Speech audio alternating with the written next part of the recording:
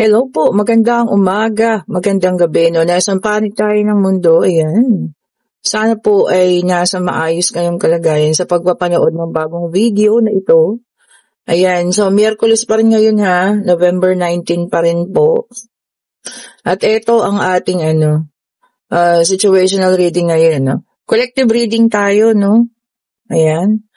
Tingnan natin, sa katanungang, bakit bigla-bigla mo siyang naisip? O, 'di ba? Yung out of nowhere, bigla mo na lang naisip siya. O, 'di ba? Ang taong ito. Tingnan pa natin. So, meron tayong the judgment. Meron tayo ditong Six of Cups. Bakit nga ba? 'Di ba may mga ganong oras, no? Na okay ka naman, masaya ka, okay lang yung buhay, nag-start sa maganda. Tapos maya-maya, bigla-bigla, papasok sa isip mo tong taong ito. Kung sino man siya, no? And meron tayo ditong Two of Pentacles. Ayan, ha? So, i-check natin. Isa pa. Okay. Pwede rin meron tayo dito palang Temperance. Oh. Bakit kaya? Siyempre, may mga rason yan, ano? Or kung ano man, yung tawag dito, ginawa niya. Bakit para maisip mo siya? Tingnan nga natin. Bakit bigla-bigla siyang pumasok sa isip mo? Okay, tingnan natin dito, ha? Ito, tatlo na sila agad. Meron tayong Five of Cups. Meron tayo ditong The Strength. And ang ating King of Wands. Oh, okay. Isa na lang kulang natin para sa situational reading or collective reading for tonight. Ayan, ha? So, tignan natin. Ayan na po. And meron tayong Queen of Cups. O, ayan. So, ito, kompleto na, ha? So, nakikita ko rito, kaya bigla-bigla mo siyang naisip. Kasi punong-puno rin siya ng kalungkutan. O, diba? Ayan, o. At siguro, alam mo yun, naaalala niya yung mga nakaraan ninyo, masasaya. Ayan. May pagising, ibig sabihin, nagising na ang taong ito. Awakening. No, awakening, ibig sabihin na maaari kapag nagkaroon na ng realization o maaaring na-realize na mali yung ginawa, 'di ba? At ngayon may kalungkutan sa kanyang puso. Na meron tayong the judgment dun eh. 'Di ba po? And sabi rito, no, kasi ito signifies, Six of Cups signifies, parang old soul. O ibig sabihin po, this is a connection from within pa. O maaaring kayo po ay soulmate. O, diba naman? And talaga namang alam mo yun, ikaw yung tao na hindi niya makalimutan. O, ayan ha. So somehow today, naalala ka niya bigla dahil nagkaroon na siya ng realization na mali yung kanyang ginawa. At ito puno ng kalungkutan. At the same time, pwedeng soulmate kayo. Kaya ganun, Sabi ko sa inyo naman, pag soulmate, kahit gaano katagal yan, babalik at babalik, no? Sa isa't isa. Okay po. So, kung ito siya, or ikaw man ito, King of Wands, ayan ha, may pagbabalanse rin naman na ginagawa, para sa pagtatrabaho siguro, at sa mga kung ano man. Kaya lang, hindi talaga maaalis na ikaw yung naaalala niya. O, diba? Baka yung nagtatrabaho siya, or nagwo-work siya, at the same time, diba? Pagka-lunch, pagka mga break, ganyan, tumatawag ka, nagpapaalala ka kumain, or kung maiinom ng gamot, uminom ng gamot. O, diba? So, yun yung naalala niya kung gaano ka ka-caring, how caring you were. Oh, diba? Ang sweet nun. Ang sad to say lang dito, hanggang alaala na lang siya kasi hindi niya rin naman alam kung paano siya makakapag-reach out. Baka naman, alam mo yun, naka-block na kayo sa isa't isa or talagang nag-iba ka na ng phone number, pati messenger mo, iba na Facebook mo, o diba? So hanggang doon na lang. Okay. And then Queen of Cups, so pwedeng ikaw naman ito, ayan ha, sasabi ko nga, depende sa sitwasyon. You already overcome lahat ng emotion. Oo, diba? Kasi nandiyan na ang ating angel temperance. O ayan, tinulungan ka ng divine universe ng mga angels mo, no? Para ma-overcome mo lahat ng mga emosyon na yun. Kumbaga, sabi ko nga, out of nowhere, hindi mo nga iniisip tong taong to, bigla, nag-snap sa isip mo. O, diba? So, ibig sabihin, hindi kanya makakalimutan. Baka ikaw yung kanyang totga, the one that get away. Oh, 'di ba? So, ikaw din yung pinanghihinayangan niya. Ikaw din yung taong, alam mo yun, marami siyang sana. Sana kung nagpakabuti siya, sana kung hindi siya naloko sa iba, di sana kayo pa. O, 'di ba? Oh, naku, napaka-sweet naman nitong reading for tonight, ano. So, hopefully dun sa mga soulmate, talagang hopefully, magkabalikan at magkita po kayo ulit. Kasi sabi ko nga, basta soulmate kasi, babalik at babalik yan. Maaaring hindi ngayong panahon, maaaring sa mga susunod na panahon. Naniniwala ba kayo doon? Reincarnation. O, diba? Sabi ko nga sa inyo, yan ang thesis ko nung college ko. Okay po. Ewan ko ba, bata pa ako na mahilig na ako sa mga ganyan. O, diba? So ako, naniniwala ako dyan. Talagang ang isang soul is connected to another soul. Oh, diba no? So kayo somehow, meron talaga kayong connection. Yun nga, soulmate. And then meron tayong Page of Wands. Ayan. O ayan, makakatanggap ka. Ayan ha, kapag lalakas na ang loob nito, no? Siguro sa mga darating na panahon, makakatanggap ka ng tawag, text, mensahe mula sa kanya. Siguro hindi na rin makakatiis, no? Dahil nga syempre, baka ngayon free na siya. Wala na yung sabit niya, wala na si Bakekang, no? At ikaw yung talagang taong, alam mo yun, among the relationship na nagkaroon siya, ikaw yung gusto niyang balikan. Wow, ang sarap naman. And then, meron tayong The Hermit. Meron tayong kasamang number 9. Ayan ha. So, sabi mo, dito naman ngayon, for some of you, mas okay yung ninyo, pananahimik. Oh, ayan ha. The Hermit kasi signifies peace. O, diba? Talagang yung muna, ayaw muna ng mga ganyan. Gusto mo na yung sarili mo na iniintindi. Maraming iniisip tungkol para sa pamilya, ganyan, papaano kung hindi mapipigilan? O, diba? And then, meron tayong Ace of Wands. Ayan po. O, ayan. And sabi rito, no? Naku, ito na nga. Potential new beginning.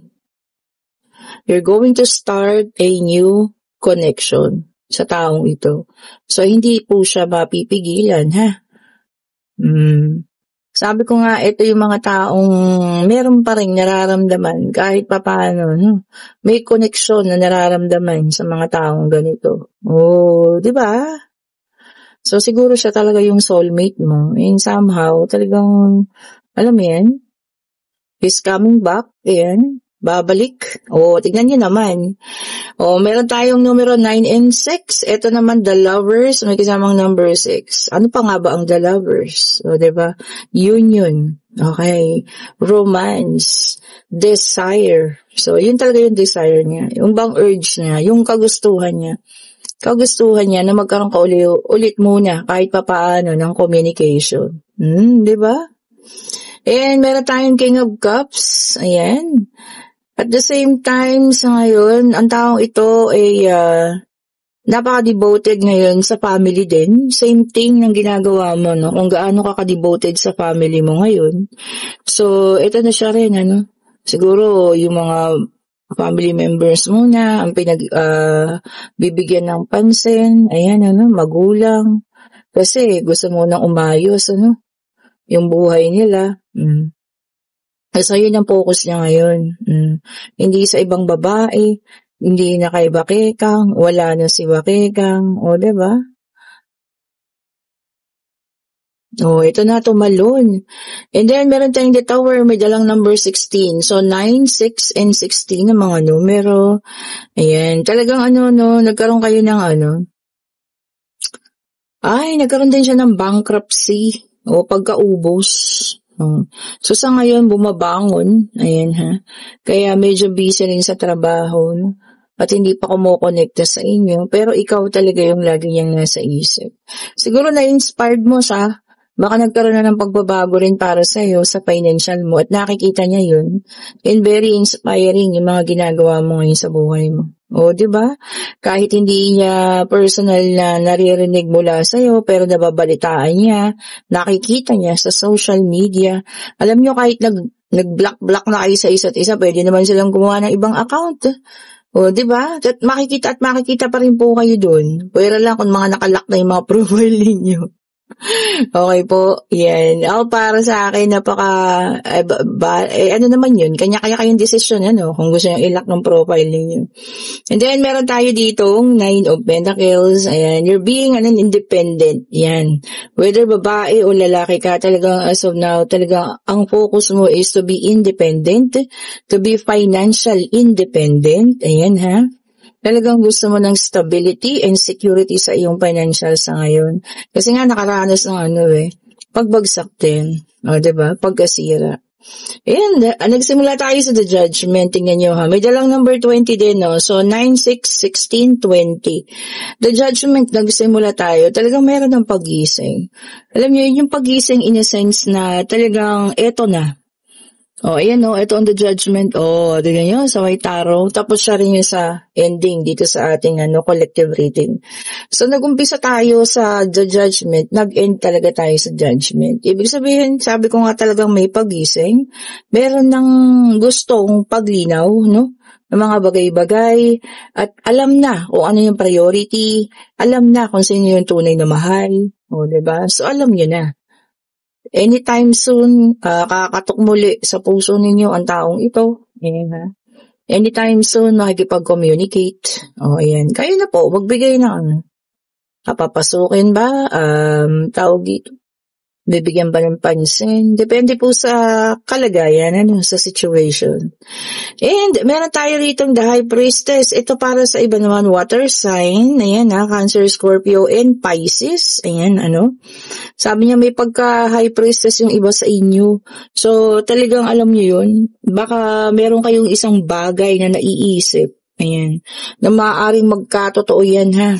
Kung hindi man bagay. Or meron kayong nakikita na po foresight na maaaring mangyari.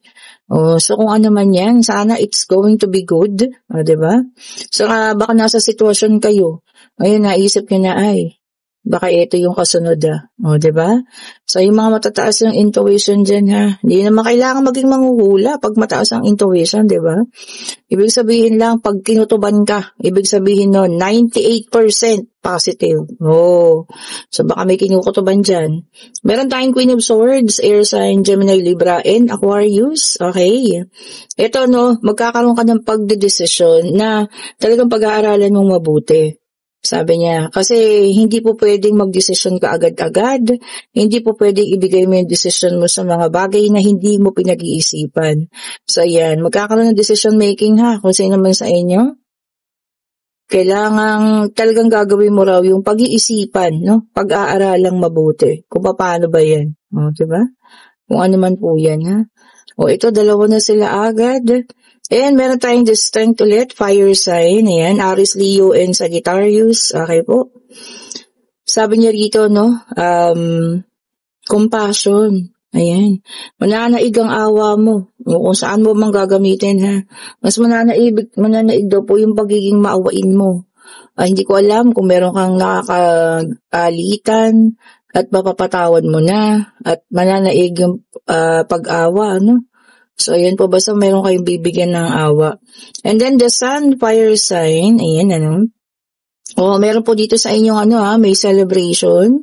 Kung pwedeng binyag ito, ayan, kasi may baby. Or baka maimbitahan kayo, Kung ano mga celebration yan, magpakasaya. Huwag lang magpakalasing ha. Baka may kasamang inuman. Diba?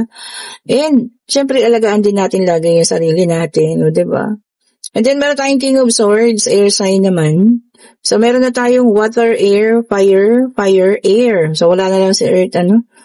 Ito naman ang maganda, no? Sabi niya rito, no? Leadership.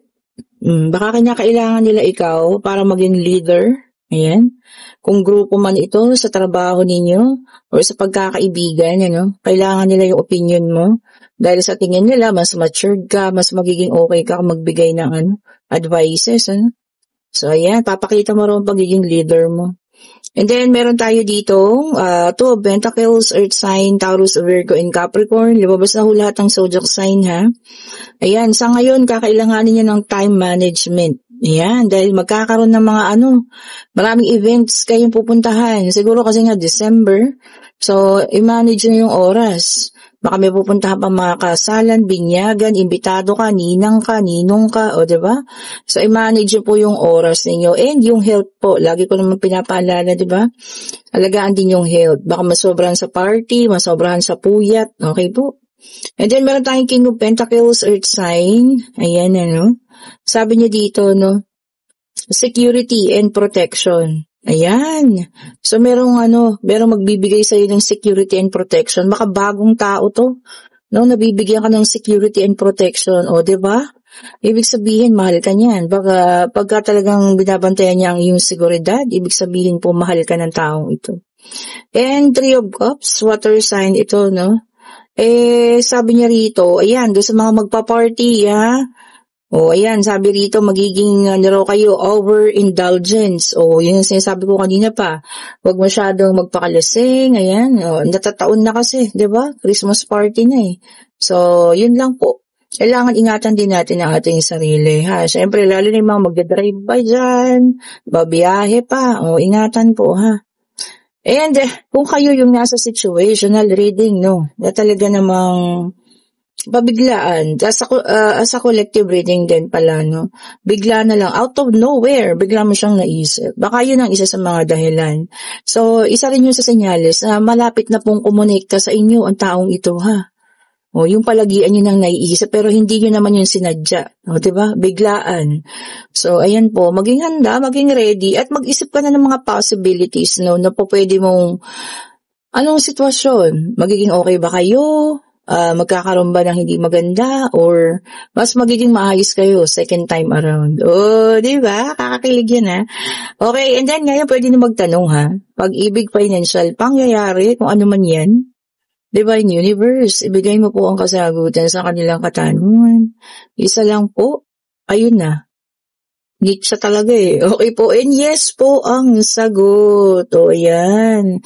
Ayan, meron talagang taong isang may regrets, nagsisisi, nanghihinayang. Ayan, kung sino man itong tao na to, okay po, maaring na talagang, alam mo yun, may paggising na nangyari sa kanya. Kumbaga parang nagkaroon ng realization, or kung ito man, nagkaroon ng love spell, o kung ano man, gayuma. Ako naniniwala ako dyan, ha. Ibig sabihin po, natanggal na yun. O, di ba po? Nag-expire na. Sabi ko naman sa inyo, may expiration yan eh. Okay po, sa lahat ng nagkakagusto ng ating reading, pa-like, pa-share, pa-subscribe, and hit the notification bell para lagi kayong updated sa mga bagong videos na nirelease natin. Kung gusto nyo umorder ng bracelet at ng ating pabango, i-click nyo na yung link po dyan, ha, sa ating comment section. Ayan, ako lang po ang naglalagay dyan. Okay po. And bukas po ay wala akong reading, ha, kahit po doon sa mga nagpipilit para sa araw ng Huwebes, pasensya na po kasi kailangan ko po na magpa-check up bukas. Okay po, araw ng check up ko yan. Dalaw lang tayo sa doktor natin. Thank you so much po ulit. Mag-ingat po sa pag-uwi, sa mga papasok. Ayan, mag-ingat din po. Parang ang lakas ng hangin, Ingat po kayo talaga, papasok na yung Pasko. Bare months na talaga. Ngayon na natin mararamdaman yung malamig na klima po. Ingat po, ha. Have a great day. Stay safe po ulit.